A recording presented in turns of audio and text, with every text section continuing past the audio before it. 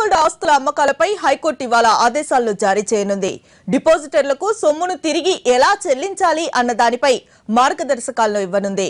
ఆస్తుల విషయంలో రకరకాల సమస్యలు ఉండడంతో బాధితులకు ఎలాంటి నష్టము జరగకుండా సొమ్మును చెల్లించాల్సిన విధానాన్ని హైకోర్టు వెల్లడించనుంది. అగ్రిగోల్డ్ వ్యవహారంలో నష్టపోయిన బాధితులందరికీ ప్రతి పైసా చెల్లించే బాధ్యతను హైకోర్టు తీసుకుంది. ఇప్పటికే ఈ కేసును సీరియస్ గా తీసుకుని విచారణ జరుపుతున్న హైకోర్టు ఆస్తుల అమ్మకాలపై ఇవాళ ఆదేశాలు జారీ చేయనుంది. ఆస్తులను అమ్మి వచ్చిన సొమ్మును బాధితులకు అందజేయాలని సూచించిన కోర్టు అందులో ఏర్పడుతున్న సమస్యలను పరిశీలించనుంది. అమ్మకాలు, డిపాజిటర్లకు తిరిగి చెల్లింపులపై మార్గదర్శకాలను వెల్లడించనుంది.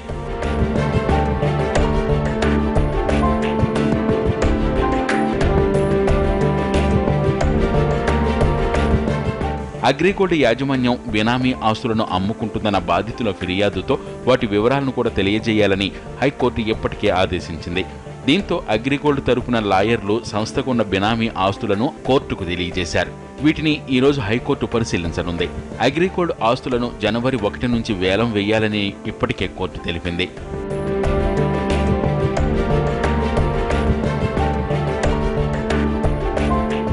డబ్బు, బంగారం చెల్లింపులో మధ్యవర్తిగా వ్యవహరిస్తున్న C1 కంపెనీకి హైకోర్టు 0.2% మాత్రమే కమిషన్ తీసుకోవాలని చెప్పింది.